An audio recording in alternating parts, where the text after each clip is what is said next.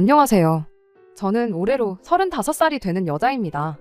결혼한 지는 올해로 4년 차가 되네요. 남편은 저보다 2살 연상이고요. 제가 어딜 가서 제 자신이 1등 신부감이라고 말하고 다닐 정도는 아닙니다. 그저 대한민국에 거주하는 다른 사람들과 여타 크게 다를 것 없는 평범한 30대의 여자이지요.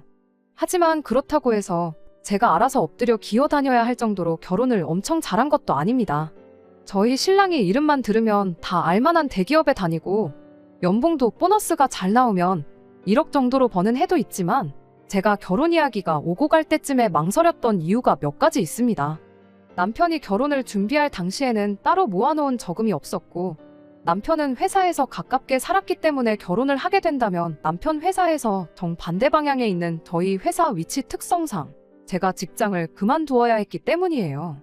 당시 남편은 33살 나이에 회사 연차수도 어느 정도 있었는데도 불구하고 따로 모아놓은 돈이랄 게 없었어요.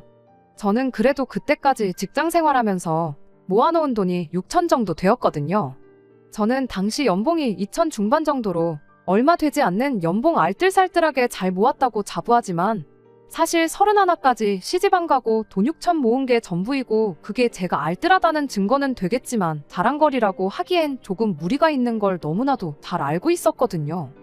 회사도 솔직히 지금 다니는 회사가 익숙해서 그렇지 새 직장을 구한다면 비슷한 벌이로 남편 회사나 신혼집 근처에 구한다면 구할 수 있는 정도의 회사였습니다. 그래서 회사를 그만두는 건 겁이 나지 않았지만 남편이 그 나이 되도록 그 돈을 벌면서 모아놓은 돈이 하나도 없다는 게 이해가 가지를 않았어요. 그래서 남편에게 솔직하게 물었습니다. 어떻게 해서 모아놓은 돈이 하나도 없을 수가 있냐고요. 남편은 자기가 모아놓은 돈이 왜 없겠냐 하면서 자기 계좌 잔고를 보여주는데 솔직히 어이가 없었습니다. 남편 말처럼 남편이 저금이 아예 없는 건 아니었지만 모아놓은 게 돈이 700만 원이 전부였거든요. 그걸 누가 저금이라고 하냐고 그건 비상금으로 보는 게 맞지 않냐고 했더니 아무 말도 없이 가만히 있다가 결국 여지껏 돈 한 푼 모으지 못한 이유를 말해주더라고요. 원래는 집이 넉넉한 형편이었고 남편도 그동안 회사 생활하면서 모아둔 돈이 좀 있었다고 합니다. 시부모님은 서울 근교 신도시에 시세 괜찮은 아파트 한 채 가지고 계시고요. 그런데 몇 년 전에 아버님께서 빚 보증을 서게 되면서 담보로 잡혀있던 아파트가 넘어갈 상황이 되고 만 거예요. 급한 대로 그걸 여지껏 남편이 모은 돈으로 불을 껐다고 합니다. 그렇다고 빚이 완전히 없어진 상황이 아닌 가운데 남편이 회사 생활하면서 번 돈을 가지고 그 돈을 계속 갚아나갔다고 하네요. 그 와중에 엎친 데 덮친 격으로 아버님이 뇌졸중으로 쓰러지시는 바람에 남편이 집안의 기둥 역할을 하게 된 상황이었고요. 남편 동생은 현재 해외에서 공부를 하고 있는데 그 유학비까지 남편이 내주고 있다고 하는 겁니다. 그 말을 듣고는 솔직히 결혼해야겠다는 생각이 싹 달아났어요. 모르긴 몰라도 집안의 기둥은 뽑아오는 게 아니라고 들었거든요. 그런데도 제가 남편과 결혼을 하게 된 이유는 작년부터 아버님이 많이 회복되셨다고 했고 빚도 거의 다 갚게 된 상황에서 남편의 여동생 역시 유학이 마무리되고 해외에서 인턴 생활을 시작하게 되면서 더 이상 남편이 여동생의 학비나 생활비를 남편 돈으로 보내줄 이유가 없어졌다는 게 가장 컸습니다. 더 이상 기둥 역할을 하지 않아도 된 남편이고 그래서 남편도 그 생활을 청산하게 될 때쯤 해서 저한테 청혼을 한 거였고요. 시부모님을 처음 만난 자리에서도 남편에게 도움을 많이 받았다고 하시며 부모된 입장으로 면목이 없다고 하셨고 이젠 아버님께서 건강도 되찾으셨고 어머님이 일을 하기 시작했으니 더 이상 도움받을 일이 없을 거라 하셨습니다. 남편 여동생은 해외에 있어서 전화통화로밖에 이야기를 나누지 못했지만 정말 제 여동생 삼고 싶을 정도로 부침성 좋고 그동안 남편 덕분에 힘든 순간 다 이겨냈다면서 앞으로는 오빠한테 빚진 거 갚아나간다는 생각으로 살 거라고 해줬어요. 말씀드렸다시피 당장 모아놓은 돈은 없지만 남편 연봉 정도면 시작할 때야 돈이 없다 뿐이지 빠르면 10년이면 투자가치 좋은 곳에 아파트 하나 해놓고 노후 걱정 일찍 끝내고 잘 살 수 있겠다는 생각이 들었어요. 저도 당장 일자리를 새로 구하긴 해야겠지만 얼마 안 되는 제 월급이라도 보탠다면 행복하게 살 수 있지 않을까 하는 생각에 결혼을 결심하게 되었습니다. 집안의 기둥 역할 끝났다는 말에 가족들이 남편을 걱정해주는 모습에 저는 당연히 앞으로는 꽃길만 걷게 될 줄 알았는데 제가 너무 순진했던 건지 아니면 멍청했던 건지 결국 일이 이렇게 되고 말았네요. 신혼집을 구하는 데 있어서는 솔직히 제가 모은 돈만으로 남편 회사 근처로 전셋집을 구한다는 건 택도 없는 이야기였습니다. 집값이 워낙에 높은 곳이다 보니 아무리 전세라고 할지라도 전세보증금이 웬만한 동네 집 한 채값만큼 나오더라고요. 그러던 와중에 시부모님께서 제안을 해오셨어요. 어차피 집이 넘어가는 거 막아놓은 돈이 아들 돈이 아니겠냐고. 지금이야 당신들 명의로 되어 있지만 자기들 갈 때 되면 신우 손에 돌아가는 거 하나 없이 오롯이 남편이 물려받게 해주신답니다. 신우도 오빠한테 은혜 갚으며 산다고 했으니 당연히 반대를 하지 않을 거란 확신이 있었고, 시부모님 말 맞다나 은행에 넘어갈 뻔한 거 남편이 모은 돈 다 털어서 막은 건데 전부 상속받는 건 당연하다는 생각이었어요. 다만 어차피 물려주실 생각이라면 차라리 저희가 전세보증금 때문에 이렇게 허덕이고 있는 상황인데 차라리 이 집을 팔고 어머님 아버님 적당한 곳 구해서 들어가고 저와 남편도 적당한 곳 전세로 구하던지 자가로 구하던지 해서 비싼 아파트 손에 쥐고 있기보다 당장 더 좋은 선택을 하는 게 좋다고 생각했습니다. 하지만 시모의 생각은 달랐어요. 집이 30평대 아파트에 남는 방도 있고 화장실도 2개이니 그냥 이 집에서 같이 살면 어떻겠냐 하시는 겁니다. 말이 같이 살자는 거지. 솔직히 저는 제 방법이 옳다고 생각하는데 이건 그냥 시집살이 하라는 거나 마찬가지라 생각해서 거절했어요. 남편은 쩔쩔매면서 그냥 이 집에서 돈 모아 나갈 때까지는 불편하더라도 제가 참으라고 하는데 불편한 걸 제가 참으면서까지 있을 필요는 없다고 생각했어요. 그리고 남편한테는 불편한 건 당신이 참으라고 하고, 남편이 지하철로 출퇴근을 하는 거리가 늘기는 했지만 모아놓은 돈으로 구할 수 있는 전세집 찾아다가 거기에다가 신혼살림을 차렸습니다. 시어머니께서는 자기 제안을 거절한 제게 불만이 있으셨을 거예요. 당장 시부모님이 저를 안 좋게 생각하신다 하더라도 저는 언젠가 저희 이런 생각에 남편도 시부모님도 고맙다고 할 날이 올 거라 믿어 의심치 않았습니다. 그런데 저희 예상과는 반대로 이때부터 시어머니는 이런 저희 거절의 고마움보다는 어떻게든 고집센 며느리를 꺾어놓고 부려먹어야겠다는 생각을 하셨나 봐요. 결혼 후 몇 개월 지나지 않아서입니다. 지역을 옮겨가면서 제가 다니던 회사를 그만두게 되더라도 인수인계 등 마무리를 잘 짓고 나오기 위해 왕복으로 3시간이 넘게 걸리는 거리였지만 저는 계속해서 다니던 회사를 나가고 있었어요. 그 와중에도 신혼집 근처에서 새로 일자리를 구하겠다고 백방으로 알아보고 있는 상황이었고요. 지하철을 타고 한참을 퇴근을 하고 있는데 시어머니한테서 전화가 왔습니다. 시댁에 들르라고 하시네요. 무슨 일로 부르시냐 물었는데 오면 안다고 하시면서 대답을 안 해주셨어요. 시댁 가는 게 어려운 건 아니지만 저는 이미 퇴근길이기도 하고 지하철로 이동해야 하기 때문에 안 그래도 2시간 가까이 걸리는 퇴근길에 시댁에 들려야 한다니 썩 달갑지 않았습니다. 지하철 노선이 겹치는 곳이 없어서 한 번 더 빙 돌아가는 구조였기 때문이에요. 시댁까지 들린다면 퇴근길에 지하철을 3번, 4번을 갈아타야 하는 게 번거로운 것도 있지만 다음날 출근하는데도 지장을 주겠다 싶었거든요.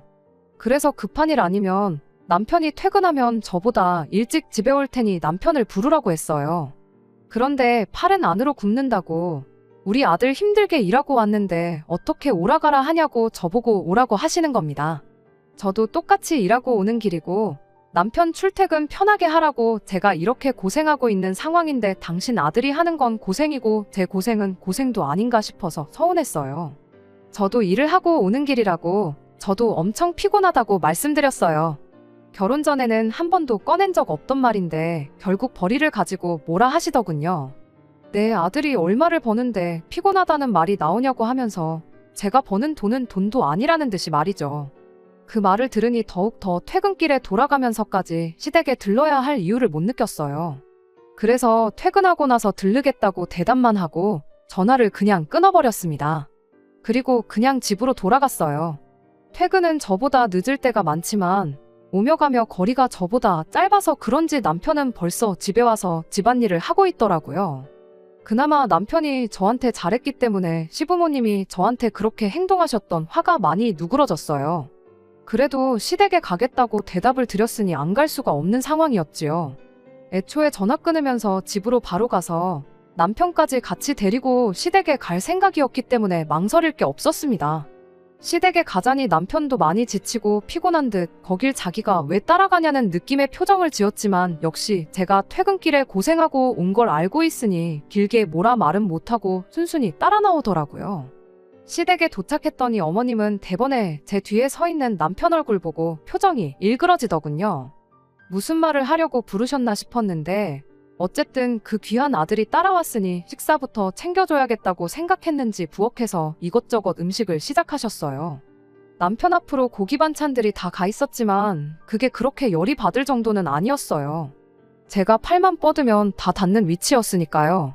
그런데 진짜 열받는 건 식사가 끝나고 시어머니가 저를 찾은 원래 이유를 늘어놓기 시작했을 때부터입니다. 아버님이 많이 나아지기는 하셨다지만 뇌졸중 후유증 때문에 많이 고생을 하고 계셨거든요. 몸 반쪽이 굳어버리셔서 하루 종일 거의 누워만 계시고 어머님께서 정해진 시간마다 한 번씩 관절이 굳지 않게 스트레칭을 해주시고 계셨다 합니다.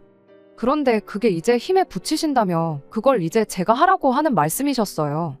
스트레칭은 보통 저녁 10시쯤에 하고 있으니 제가 시간 맞춰서 집으로 퇴근하지 말고 시댁으로 오라고 하시는 거죠. 솔직히 어이가 없는 걸 떠나서 어머님이 제정신으로 저한테 저러시는가 싶었어요. 그걸 제가 왜 하느냐고 따져 물었죠. 막말로 시부모님이 남편 부모님이라 시부모님이지 당시에는 평생 남으로 지내온 사람이나 마찬가지잖아요. 그런데 저한테 딸한테 부탁해도 하기 힘든 부탁을 하시니 조금 어이가 없었습니다. 스트레칭만 해드리면 되는 거면 간병인을 쓰면 되는 일 아니냐고 했더니 저보고 그 돈을 내줄 거냐입니다.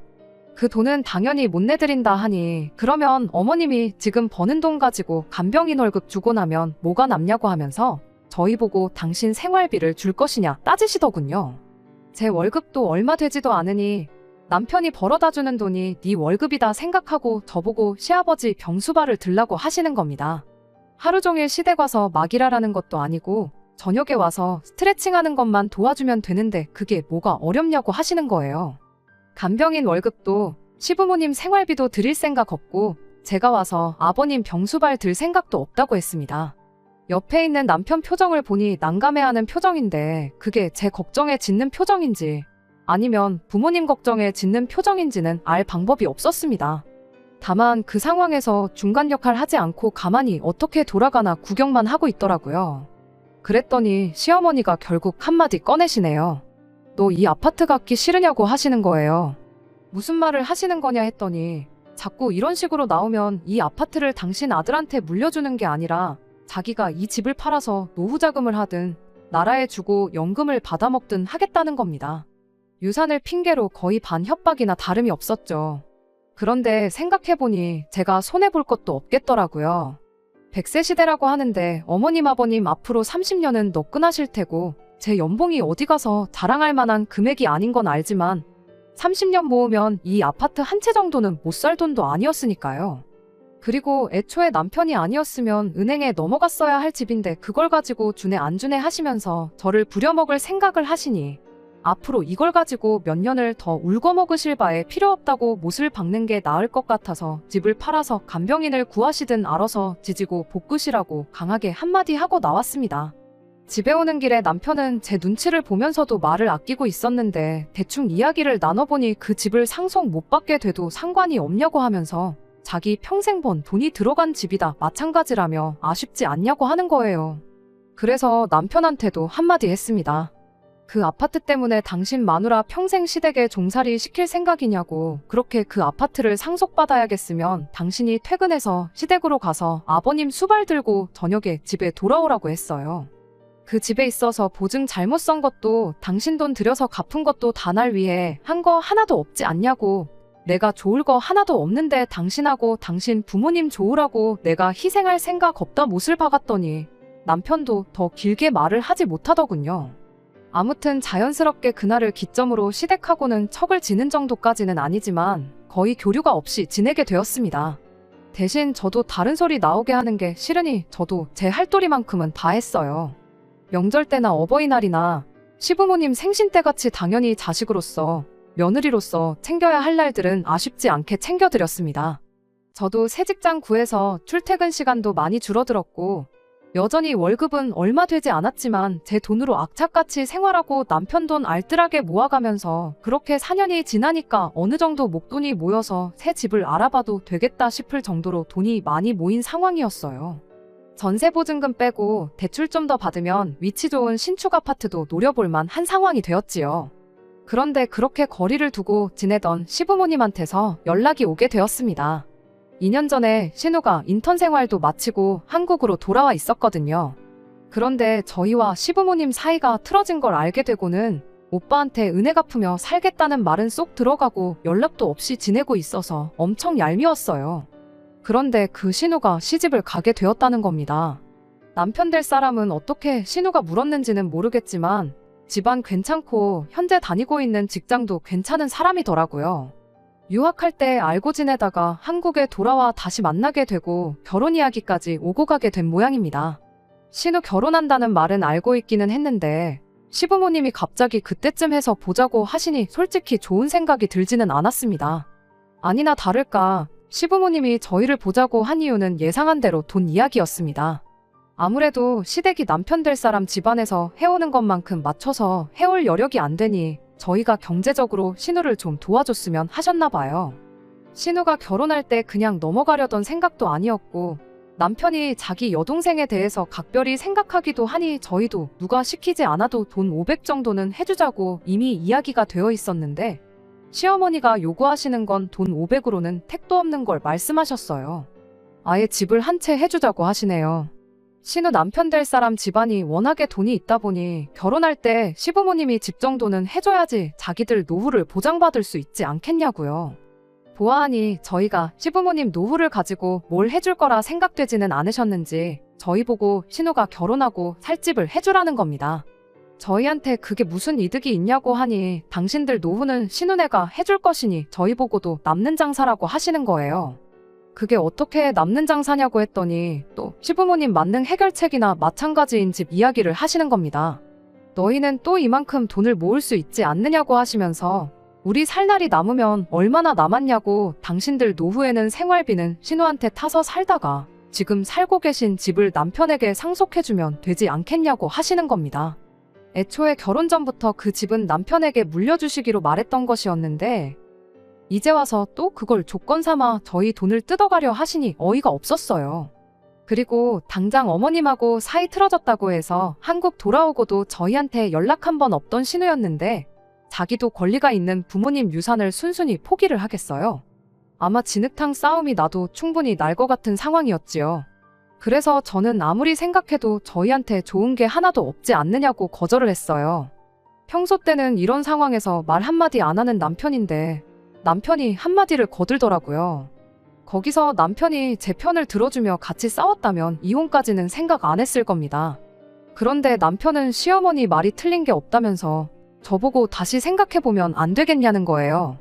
당장만 봤을 때도 엄청 손해보는 장사이지만 저희가 시부모님 집을 상속받았을 때 신우가 가만히 있을 거라는 보장이 있냐고 따지니 남편이 그러면 지금부터라도 우리가 시부모님을 모시고 살면 되는 일 아니겠냐고 하는 겁니다.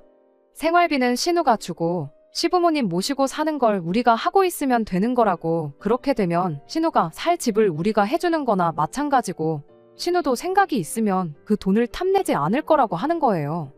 4년 생고생 해가며 집 살 돈 만들어놨더니 그 돈으로 신우 집 사주고 시월드 시어머니와 거동 불편하신 시아버지를 모시고 살자고 하니 어이가 없었습니다. 기둥도 이런 기둥이 또 없고 효자도 이런 효자가 또 없었네요. 집안의 기둥 노릇 다 끝났다는 말 믿고 결혼했더니 알고 보니 당장 본인이 기둥 노릇을 그만둘 생각이 없는데 그럴싸한 상황만 만들어 놓고 나를 속였다는 생각이 들었어요. 그래서 이혼했습니다. 이 경우 조금만 더 고생하고 아이를 갖자고 계획하고 죽자고 열심히 일하며 돈을 모았던 게 오히려 저한테는 전화위복이 되었네요. 그나마 다행인 건 제 월급이 남편에 비해 많이 적은 편이기는 했지만 전세보증금이 전부 다 제 명의로 되어 있었다는 점과 공동의 재산 증식에 제가 기여한 바를 인정받아 여태껏 모은 돈의 절반은 아니지만 꽤 많은 부분을 분할받을 수 있었어요. 거기에 부모 봉양을 강요했던 게 귀책 사유로 인정받을 수 있어서 모자란 부분은 위자료 청구를 해서 뜯어올 수 있었네요. 모아놓은 돈 빼앗기고 당장 신우 시집 보내주려던 돈도 못 해주게 되니 아쉬웠는지 그제 와서 이혼은 없던 일로 하면 안 되겠냐고 하고, 시부모님도 그냥 이제 당신들 집 팔아서 작은 집 구해 살 테니까 용서해달라 제 다리를 붙잡았지만 이미 찍어 먹어봐서 똥인 걸 아는데 그걸 구태여 한 번 더 먹어보는 사람이 어디 있겠어요. 미안하지만 일 없다고 말하고 4년 결혼 생활에 종지부를 찍어줬습니다. 다른 건 몰라도 이제 그 집구석과 얽힐 일이 없으니 속 하나만큼은 후련하네요. 요즘 이혼한 거 흠으로 치는 사람이 어디 있냐고 하는데 그거야 남의 일이지 이혼한 제 입장에서는 사실 무거운 꼬리표이기는 합니다. 어디 가서 자랑할 만큼 떳떳한 일도 아니고요. 하지만 이제 와서 제가 어떻게 할 수 없는 일이기도 하니 지나간 일을 후회할 바에야 앞으로 제가 더 잘 되기 위한 방법을 찾는 게 저에게도 더 좋은 일이고, 욕심부리다가 저 같은 좋은 아내, 좋은 며느리 놓치게 된 그 집구석에 해줄 수 있는 최고의 복수가 아닐까 싶습니다. 두 번째 사연입니다. 신우가 사고를 쳐서 시집을 가게 생겼습니다. 웬일인지 시부모님이 부르셔서 남편하고 같이 시댁에 다녀왔는데 시부모 앞에 웬 젊은 총각이 무릎을 꿇고 빌고 있더라고요. 둘 다 머리에 피도 안 마른 25살이고 그나마 다행인 건 남자가 군대를 다녀왔다는 사실이고 다행이지 않은 사실은 아직 졸업도 안 한 대학생이라는 거죠. 언제까지 비밀로 할 수도 없고 신우도 배가 불러오니 더 이상 숨길 수 없다는 생각에 4개월 차에 시부모님께 이실직고 하고 만 것이죠. 솔직히 저희는 왜 불렀나 싶었어요. 발언권이 있는 것도 아니고 그냥 그 남자 겁주려고 병풍처럼 쓰려고 부르신 건지 모르겠지만 아무튼 시부모님은 아주 길길이 날뛰기 시작했어요. 남자한테 정말 입에 담기도 힘든 욕을 사정없이 해대셨고 당연히 결혼시킬 생각이 없다고 눈앞에서 사라지라고 말씀도 조금 심하게 했어요. 그렇게 그 남자를 돌려보내고 신우를 앞에 앉혀다가 너는 머리에 피도 안 마른 게 밖에서 대체 뭔 짓을 하고 다니는 거냐고 잔소리를 하기 시작했죠. 그런데 그 남자가 나간 지 30분도 안 돼서 초인종을 다시 누르더라고요. 이번엔 부모님까지 대동해서 들어오네요. 남자 쪽 부모님은 꽤나 점잖아 보였습니다. 신우가 임신 4개월이나 되었고 지금 당장 화가 나시는 건 알겠지만 따님을 위해서라도 둘이 결혼을 시키는 게 어떠냐며 중재를 하러 오셨지요. 생각해보면 그 집 사람들 말이 틀린 말이 아니지요. 시부모님 당장에 성질난다고 그렇게 화를 내고 계시지만 따지고 보면 신우의 인생이 걸린 일인데 무작정 화만 낸다고 될 게 아니잖아요. 거기에 보통 이런 상황이면 여자가 불리하지 남자 쪽에서는 크게 불리할 것도 없다고 생각하거든요. 그리고 사고는 뭐 남자 혼자 친 건가요? 무조건 남자 잘못이라고 몰아가기엔 신우가 기여한 바도 크다고 생각합니다.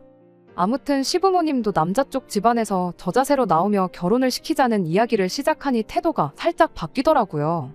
아무리 그래도 그렇지 지금은 신우 뱃속의 아이부터 챙기며 병원 가서 검사도 받아보고 해야 하는 것 아닌가 싶은데 무슨 생각인지 남자 쪽에다가 니네 아들이 우리 딸 인생 망쳐놓았다는 식으로 우기며 일단 집부터 해와라, 자동차를 해와라, 뭘 가져와라, 뭘 해달라 이런 식으로 우기기 시작했어요.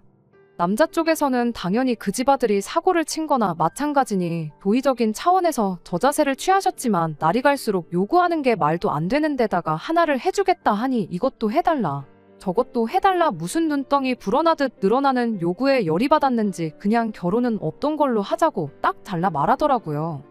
그때부터 시부모님이 똥줄이 조금 타기 시작했나 봐요. 신우 시켜서 남자친구한테 연락을 해보라고 하는 둥 어떻게든 마음 돌릴 생각을 찾더군요. 그 와중에도 정신 못 차린 남자친구는 신우가 어떻게 해보라는 말에 책임감을 느낀 건지 아니면 정신 빠진 신우한테 콩깍지가 강하게 씌어서 결혼을 꼭 하고 싶은 건지 부모님을 설득을 했는가 봐요.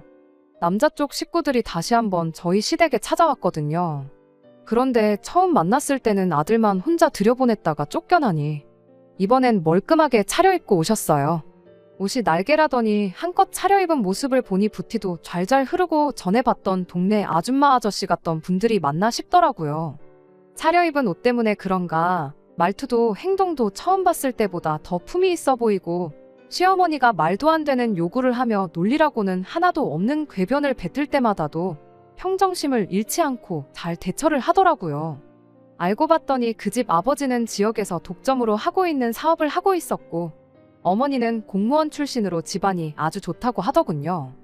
아무튼 두 사람은 이건 우리 아들 잘못도 있지만 양쪽에서 잘못한 일이고 이미 아이도 생긴 상황이니 좋던 싫던 간에 두 사람이 혼인을 하는 게 맞다고 생각한다고 하시며 집은 원하는 곳에 원하는 대로 마련해 줄 터이니 아이 출산 후 정식으로 식을 올리던지 아니면 지금 당장 식을 올리던지 그것마저도 여의치 않으면 그냥 지금부터 같이 살던지 정하라고 하셨어요. 집을 원하는 곳에 해주냐는 말에 시어머니 눈이 반짝하시며 지역에서 제일 비싸고 신축인 브랜드 아파트 이름을 대며 그 아파트도 해줄 수 있냐고 물으시니 남자 쪽 아버지는 시모 질문에 말씀드렸다시피 원하는 곳에 원하는 대로 마련해 주겠다고 자신있게 대답하시더군요. 시부모님 봉잡았다는 표정으로 싱글벙글해 계시며 당장이라도 결혼식을 올리자고 하실 것 같은 분위기로 말을 꺼내는데 그 집 아버지가 말을 딱 자르면서 한 가지 조건을 걸더라고요. 관습적인 건 부족함 없이 다 지원을 해주겠으니 당신들은 뭘 가져올 수 있느냐고 물으시며 우리 시댁에선 당장 뚝딱하고 나올 규모가 아닌 정도의 혼수와 예단 목록을 내밀더군요. 끝까지 예의를 갖춰며 저자세로 나오는 그분들을 우습게 보며 갑질 아닌 갑질을 하면서 한몫 뜯어낼 것처럼 행동을 하시니 아예 그분들께서 이참에 작정을 하고 제안을 들고 오신 거지요. 그분들이야 지역 유지에 노후 준비까지 다 되어 있는 빵빵한 집안이지만 저희 시댁은 사실 땡전 한 푼 없습니다. 가진 거라고는 더러운 성질 말고는 내세울 게 아무것도 없는 사람들이거든요. 그나마 신우가 얼굴이라도 예뻐서 어떻게 돈 많은 남자를 물었나 본데 그쪽에서 결혼을 위한 확실한 조건을 들고 나오니 시모도 엄두가 나질 않는지 주춤하시더라고요. 현실을 직시하니 정작 자기들은 몸뚱이 말고는 가진 게 하나도 없다는 걸 깨달으신 거죠. 시부모님이 그분들 제안에 어떻게 할 수 있다, 없다 가타부타 대답을 하지 못하고 있으니 상황이 역전이 되어버린 거죠. 그 집 사람들은 그렇다면 결정을 내리고 다시 이야기하도록 하자고 하고 유유히 자리를 뜨셨어요. 시모는 허탈한지 닥쳤던 개마냥 현관문 쪽만 바라보고 있더라고요. 하지만 이 모든 상황을 옆에서 지켜보는 제3자인 제가 볼 때는 다른 건 모르겠고 신우 뱃속의 아이만 불쌍하더라고요. 엄마와 할머니가 될 여자가 태어나지도 않은 자신을 가지고 계산기만 두들기고 있다는 걸 알면 얼마나 마음이 아플까 싶었습니다. 제가 시집 올 때도 많이 힘들었어요. 시댁 정말 가진 것 하나도 없으면서 요구하는 건 더럽게 많았어요. 당시에 아버지 사업이 잘 안 풀려 집안 형편이 어렵던 시절이라 저희 쪽에서 해갈 수 있는 게 거의 없었어요. 하지만 시댁도 요구하는 거에 비해 뭐 하나 해줄 형편이 안 되었기 때문에 그냥 양쪽 다 집안에서 지원받는 건 없는 걸로 하고 남편과는 단칸방부터 시작하기로 했었어요. 피차 저도 남편도 서로 해온 건 없는데 저는 결혼 생활하면서 시댁 간섭도 많이 받아야 했고 별 쓸데없는 일로 종노릇, 식모 노릇도 해야만 했어요. 그래도 묵묵히 살았지요. 남편 하나만 바라보고요. 단칸방 생활 시작했지만 둘이서 힘을 합쳐가며 용케도 돈을 모아 단칸방에서 결혼 생활 2년 반 만에 8천짜리 전셋집을 구해 들어가게 되었습니다. 그만큼 남편은 제 든든한 배우자이자 동반자가 되어주었어요.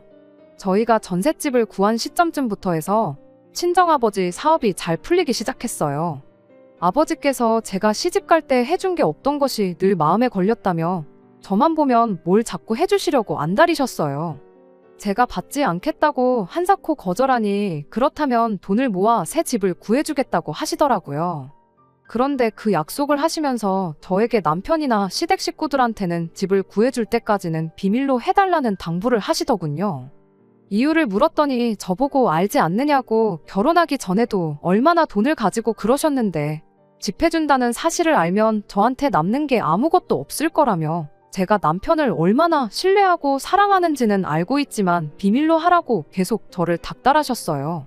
저도 시모에게 당했던 게 있으니 조심해서 나쁠 건 없겠다는 생각에 그렇게 하기로 했고요. 이번 신우의 일도 사실 제가 친정아버지께 부탁하면 어느 정도 도와줄 수 있었지만 일부러 관여를 하지 않았어요.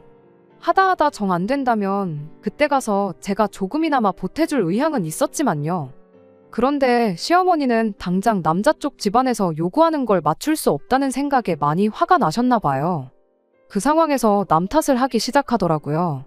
남 탓이라기보단 제 탓을 하셨죠. 며느리라고 하나 있는 거 이럴 때 도움도 안 되고 쓸모가 없다고요. 그러면서 제가 아이가 없는 걸 가지고도 뭐라고 하시더라고요. 아직 때가 되지도 않은 신우는 벌써부터 아이를 가졌는데 대를 이어야 할 며느리는 임신도 못하고 저러고 있다고요. 제가 몸이 안 좋아서 아이를 가질 수 없는 몸이기는 한데 그걸 가지고 또 대속을 후벼 파시니 마음이 안 좋았어요. 왜 시부모님이 돈 마련할 방법이 없어 생긴 스트레스를 저한테 푸는 건지 이해가 가지 않더라고요. 결혼 생활 8년을 넘게 참아왔는데 더 못 참을 게 있나 싶어서 참았어요. 그런데 참고 있으니 더 심한 말을 합니다. 저희 아버지 사업 잘 풀리신 건 모르고 있으니 거지 같은 집안에서 며느리를 데려와 우리 아들 고생만 시키고 대까지 끊어놓게 생겼다며 아주 속에서 천불이 난다고 하시더군요. 시어머니가 대놓고 저와 제 아버지를 욕보이고 있는데도 남편은 거기다 대고 저랑은 상의도 하지 않고 시어머니에게 우리 전세금 빼서 돈을 마련해 줄 테니 일단 신우부터 시집을 보내자고 하더군요. 전세금 빼고 나면 시부모님 집에 들어와서 살면 되니 일단 급한 불은 끌 수 있지 않겠냐고 하네요. 결혼 생활 8년 동안 어떻게 마련한 전셋집인데 남편은 우리가 함께한 고생은 생각하지도 않고 신우 시집 보내는 걸 위해 그 돈을 헌납하겠다 잘도 말을 하더라고요. 시어머니는 대번에 신우 시집 보낼 돈도 생기고 집안일 대신할 식모까지 꽁으로 생기니 대번에 무릎을 탁 치며 좋다구나 타령을 하시더군요. 여태까지 저를 위해준다고 생각했던 남편의 모습은 제가 만들어낸 허상이었나 봅니다. 제가 아주 콩깍지가 단단히 씌었었나 봐요. 후회가 한가득 몰려오면서 이제 더 이상 참아야 할 이유가 있는가 싶더라고요. 그래서 처음으로 시어머니한테 대들었어요. 그 집에서는 5억짜리 집을 해준다는데 어떻게 딸내미 시집 보낼 돈 5천을 만들지 못해서 이 사단을 만드냐고, 그리고 왜 그 돈을 내 집 전세금 뺀 돈으로 내려고 하냐고 소리를 질렀죠. 남편이 소리 지르고 있는 저를 말리면서도 저보고 멍청하다고, 우리가 5천만 투자하면 5억짜리 집이 공짜로 생기는 거라고 생각을 좀 하라고 하더군요. 일단 신우가 시집을 가고 이혼을 해서 재산 분할을 하게 되면 2년 만에 5천만 원이 2억 5천이 되는 거라고 꼭 이렇게 숫자로 말해줘야 이해가 되냐고 혀를 차더라고요. 요즘 집값도 빠르게 오르고 있으니 운때만 맞으면 온 가족이 1억씩 나눠 가질 수 있다고, 세상에 우리가 언제 2년 만에 현금 2, 3억을 만들겠냐고 투자하는 셈 치고 협조를 하라고 하더라고요. 그나마 이 집안에서 유별나게 정상이라고 생각했던 남편도 사실 그 집 구석 사람들하고 똑같이 돈에 미친 사람이었던 거죠. 지금 신우 뱃속에 아이가 태어나느냐 마느냐 하고 있는데 신우까지 포함해서 온 가족들이 그 집안하고 결혼해서 벌게 될 돈을 계산하고 앉아있으니 그 자리에 있는 사람들이 돼지처럼 보이기 시작했습니다. 온 가족이 보는 앞에서 선언을 했습니다. 그렇게 그 돈으로 신우 시집을 보내야겠으면 빼라고, 전세금은 8천이고 둘이 맞벌이 하면서 모은 거니 반은 제가 가져가겠다고요. 그리고 그 돈을 나누는 순간 저는 이 결혼 생활 그날까지만 하고 끝내겠다고 선언했습니다.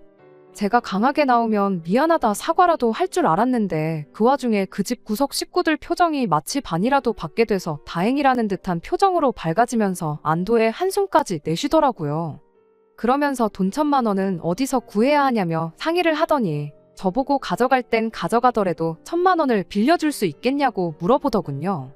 그 순간 정말 남아있던 일말의 정마저도 다 떨어져 버렸어요. 전세금을 빼고 저희 집 짐을 시댁으로 옮기는 그날, 저는 아버지에게 전화를 했어요.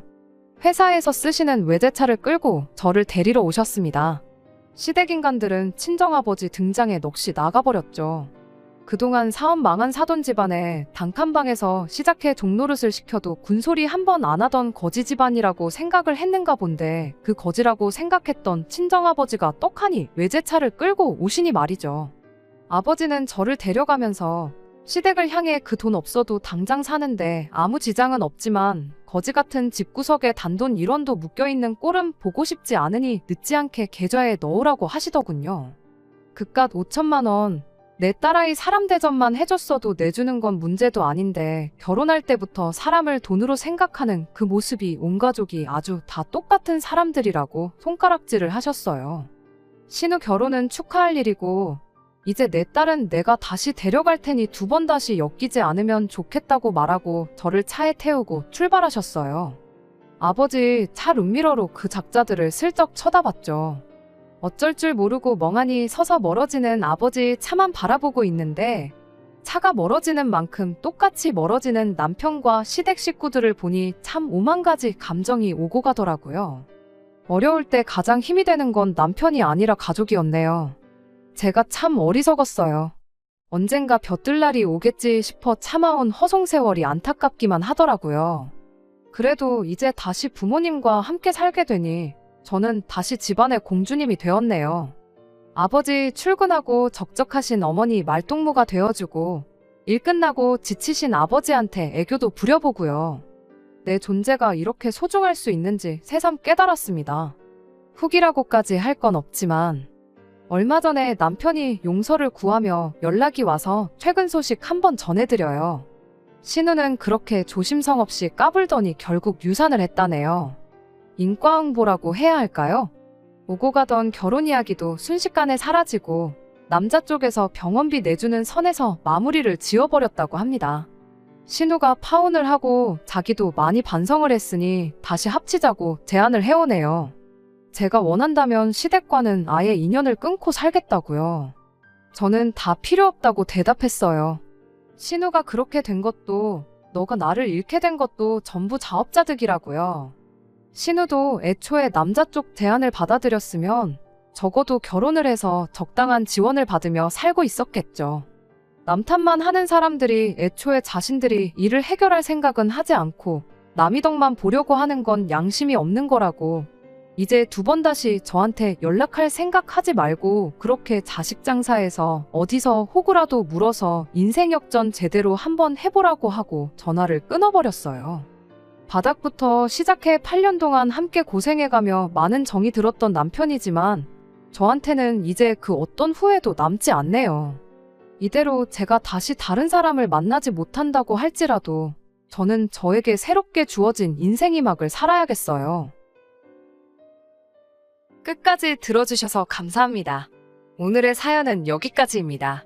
구독과 좋아요, 알람 설정 부탁드리고 더 좋은 사연으로 다시 찾아뵙겠습니다. 감사합니다.